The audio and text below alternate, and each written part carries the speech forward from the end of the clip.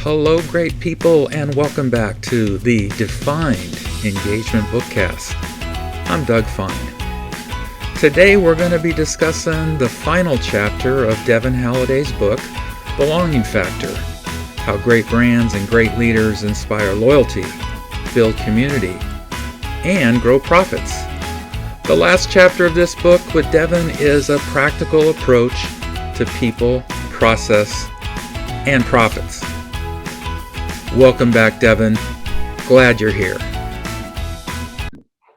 Hello, my friends and my guests of this bookcast. I'm Doug J. Fine, and I have a consultancy in Augusta, Georgia called D.FINED Performance Solutions, and we help companies grow their talent in ways that stress lots of engagement between the leaders and their people, and moving a business forward through their people. So that's what I do. You see my logo in the back, D.FINED Performance Solutions. And I'm here with Devin Halliday, the author of Belonging Factor: How Great Brands and Great Leaders Inspire Loyalty, Build Community, and Grow Profits. Devin Halliday, welcome back for Chapter 11, the last chapter in your book.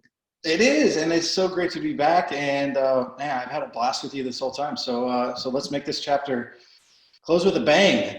Okay, you All got right.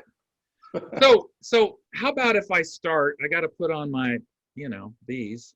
The readers. Yeah, I got to put on the readers to read something. I want to read a paragraph from this last chapter, and the chapter is called "A Practical Approach to People, Process, and Profits." And this is a hard word for me to say, but I'm going to try to do it. Here's a paragraph, Devin. What should be inextricably clear at this point is that the old way, emphasizing outcomes and results before all else, is not only bad for people, but it's just plain bad for business. Now, it should be said that I do tend to get a ton of shit for that last statement. For some reason, it is still controversial to encourage people to simply look after people first and let the rest fall in place. Some people take it incredibly personally when I say that, acting as if I just told them to jump off a bridge. What is so offensive about suggesting everyone be decent to each other? So that's an awesome quote. This comes from Devin's heart, what he's saying about people first. And I love that you're rock and roll enough to say, I've gotten a lot of shit from saying that. I love that. And if you wouldn't mind, would you be willing to share a little bit of the pushback you've gotten, some of the shit that you've been given by advocating and sharing that people cannot be secondary to anything in your business, whether it's who works for you, their customers, or the community. So what does people push back? Why did they push back on you? What did they say? And what did you say back? Yeah, so thanks for that question. I want to rewind all the way back to probably chapter 1, where I talk about my time working for Verizon in Hawaii, and what I learned about the concept of ohana and this concept of family, and as it related to employees in the workforce, and how that really not only solidified but advanced so quickly my understandings of the priority of people, because people are who are delivering. They are the mechanism that delivers and executes on the process, delivers the results.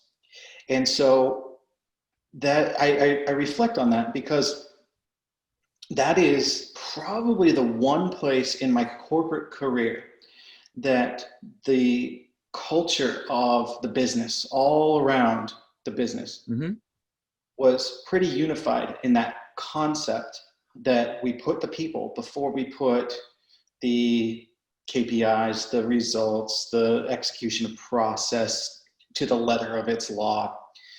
And by the way, we were delivering exceptional results there, continuing to grow the market, continuing to deliver year-over-year revenue growth and customer growth, all of the things that as a healthy business, you're looking to measure, we were delivering.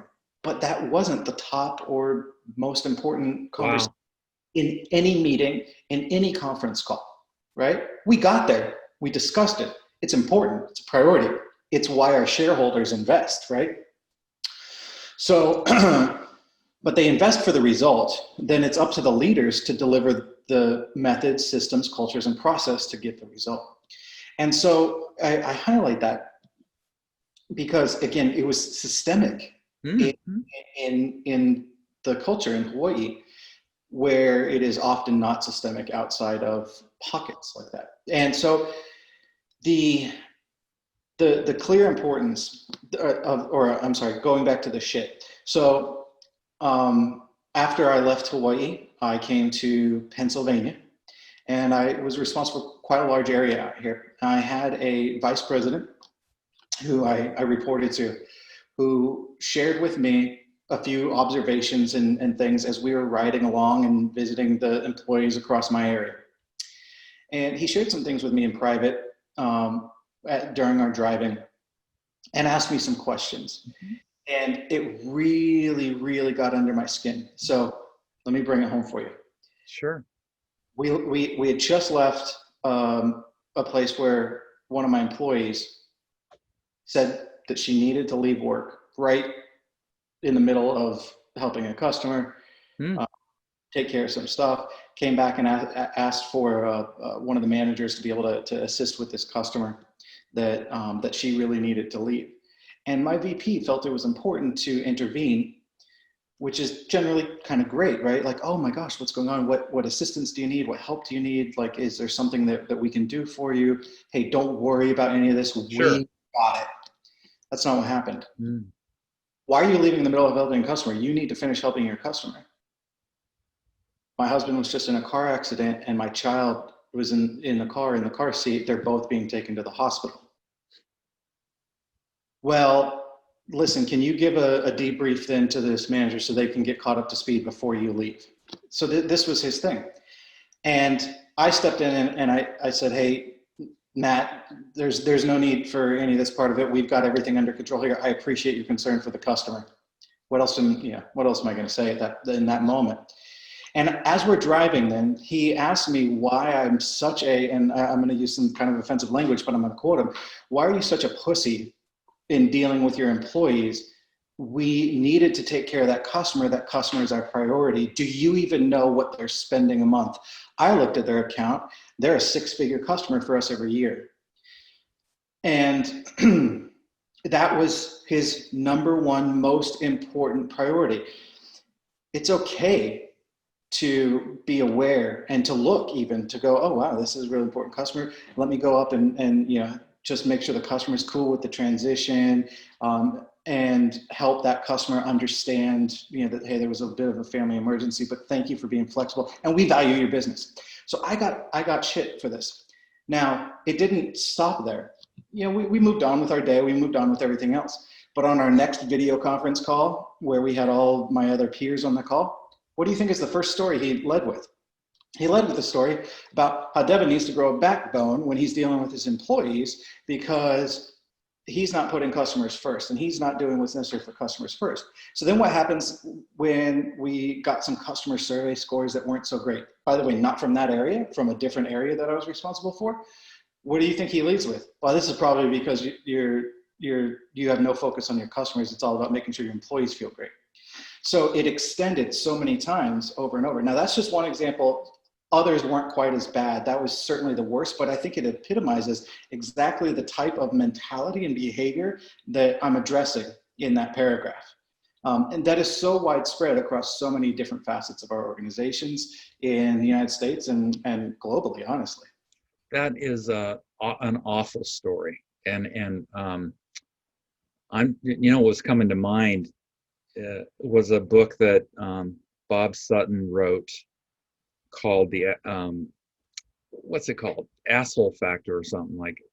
It's like, yeah, the asshole rule or whatever. But basically, it's like you could evaluate people whether they're an asshole or not. And that guy was a flamer. And I hope that it didn't last. I hope you weren't having to work for this guy for all too long, because that kind of stuff probably catches up with people relatively fast. You would think it does, but there's when you're a leader who leads through that type of dynamic, you also create usually a bit of an insulation around you. But he did get promoted to the level of incompetence and has a different career path now, from what I understand. Yeah. Which unfortunately does happen, right? We overlook some things because a person does deliver such great results. And maybe this is the other important thing to hit on. It doesn't have to be a big leader. It could just be you're leading a team. And let me share this example with you. I had a sales representative that worked for me when I was a frontline manager, right? It was my first experience as a store manager with Verizon. In fact, I wrote a little bit about that in one of the earlier chapters. This person who worked for me, Daniel, just phenomenal salesperson, the best salesperson I'd ever had naturally on my team. He did not apply himself to any coaching to look for areas to improve or tweak. He routinely showed up late to shifts, wanted to leave early, showed up late from lunch, all of the things that can be destructive to the cohesiveness of a team. And they did not go ignored by me. They were addressed in a way I would address with any employee, regardless of their performance. And so for me, it was so much more about the entire team and the net negative impact that this individual was having, even though he was still by far the most profitable salesperson that I had on my team. He was a person that I actually terminated for continuously failing to show up to shifts or meetings. And, my HR business partner at the time asked me, why are you terminating your best employee? And I said, best by what measure? And that's really the standard there. So this doesn't have to be just from senior leadership. This can be somebody you supervise. This can be you yourself in how you think about or react to different situations. What is your first inclination? Is it to think about the performance outcomes, or is it to think about the people who ultimately are responsible for delivering those? And I shared a story we talked about in a prior chapter about Lane Steel and the CEO of Lane Steel learning that he had an employee who didn't have her hot water heater went kaput, and she was taking a bus to go shower at the YMCA, then take a bus back to get her kids to school, and then take another bus to work every morning. And so she was on like a 3-hour journey to get to work every morning. And once he learned that, he bought her a water heater, out of a fund that the company had set up for emergency situations. He classified this as emergency. They did it. What was that? $500 or something that it cost them. What did that do for that employee and that whole team? Well, we talked about it in that chapter. So that's another thing where when you understand that people deliver your results and you focus on the people's abilities and needs to be able to deliver those, it's a game changer. And that's still controversial. That's still controversial. In 2020. Yeah. So that's an awesome story. It shows me that it's just a leadership lesson to my listeners, and wherever you are in the pecking order, we have to deal with poor behaviors as well as poor performance, and that behavior of his was destroying your team, and you weren't going to let that happen. And the other thing, Devin, I don't think you just let it go on indefinitely, because you would have been losing people because you did your job. And so it's just a lesson for people. It's going to feel most correction and improvement, feedback, negative feedback, just constructive feedback, whatever. It's really hard to do for certain people, and I would be one of those. So, but you got to do it. It's not about you. It's not about your discomfort. It's about the team. And what are you doing? You lead the team.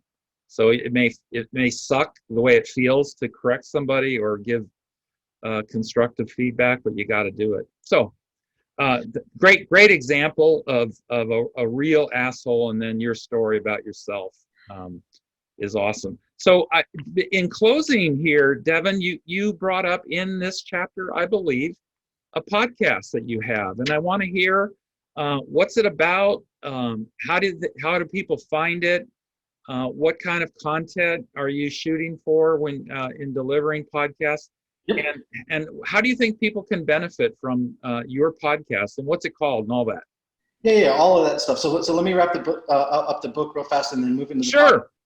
the transition there. So chapter 11 is the last chapter. The idea is it really drives home a few of the places that you can start to move from ideas and concepts into actions.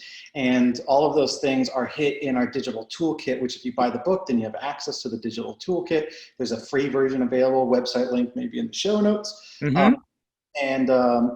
But from there, you have the ability to start to put these things in action, because I close with this idea, a little post-it that is a 3 kind of phrase reminder: set the standard, live the standard, lead the standard. And that's truly what this is about as a leader, no matter what you do, is first set it, second, live it, and then do the hard work of leading it for others.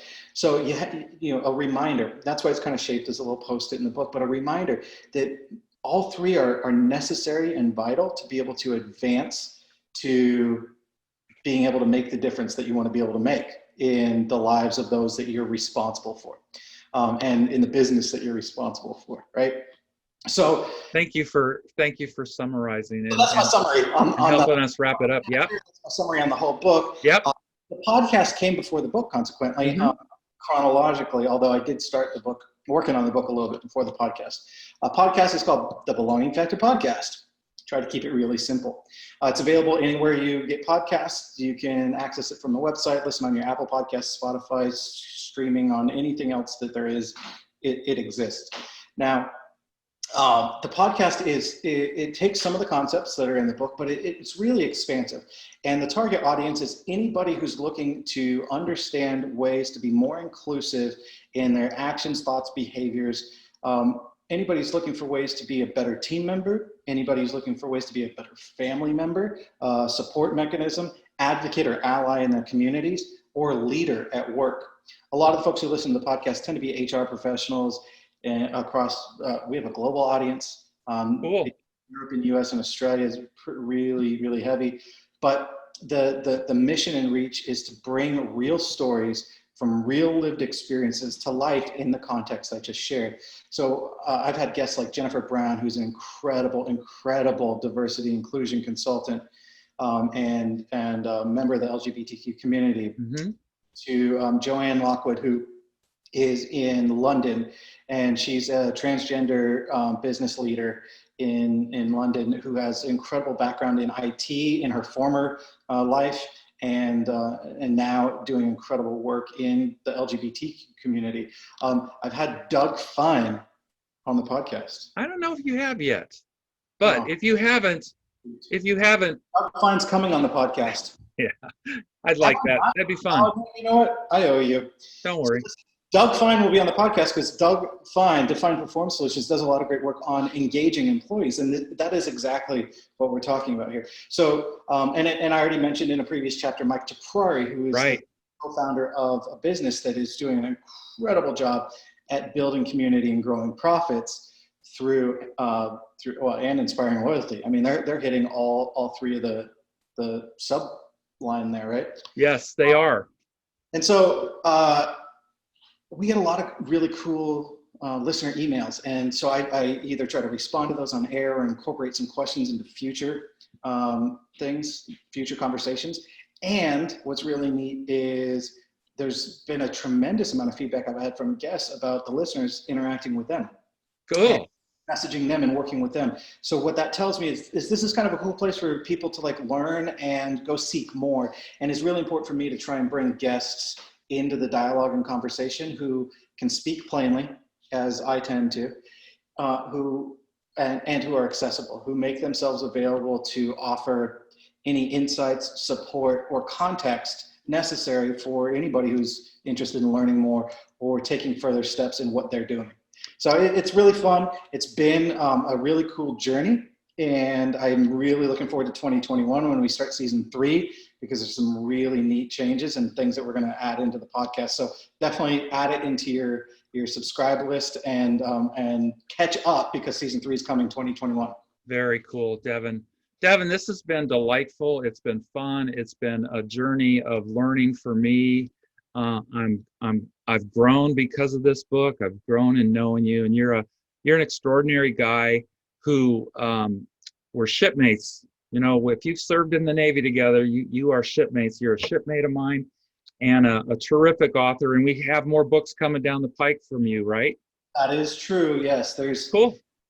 There's, you don't need to promise the date. I know how that goes. There's a few. All you got to do, go to devinhalliday.com. There's an opportunity to subscribe. I send like 3 updates a year. I mean, it's very rare. It's only when there's something super important. So subscribe to that. And if you're interested, you'll get the updates when the books are coming, and season 3 of the podcast, all that fun stuff. Hey, Devin, this is totally spontaneous, but I thought about it. I meant to ask you before the show. Would you be willing to, I'd like to say this, and I think you can deliver. I know you can. Devin is a drummer. And we're gonna, our closing notes and all that is going to have a backtrack with Devin drumming. Can you give me that? You want a backtrack of me drumming? Yeah, just for the background music. That will be Devin Halliday. Just say yes. Just nod your head. You can do that. Doesn't have to be tomorrow. Just yeah. See, you're not. I'm thinking there's some really cool performances of a cover band I was in that I think would be fun to use. So let's do that.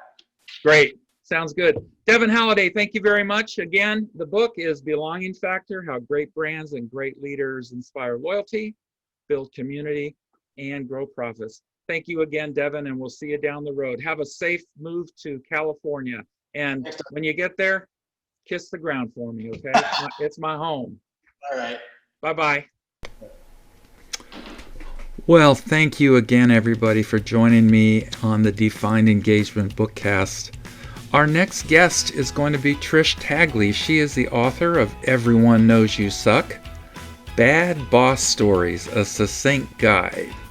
You're going to have a lot of fun with Trish. You can also find more of these bookcasts at anchor.fm/Doug-Fine. And if you'd like to visit my company's website, it's DougJFine.com. That's Defined Performance Solutions at DougJFine.com. Now we want you to enjoy a little music from Millennial Child. It's featuring the drumming of Devin Halliday himself. The tune is a White Stripes cover of Seven Nation Army, and the tune was performed in Pittsburgh, Pennsylvania at the Good Time Bar on 3/23/2018. Thanks for sharing it, Devin. Bye-bye, y'all.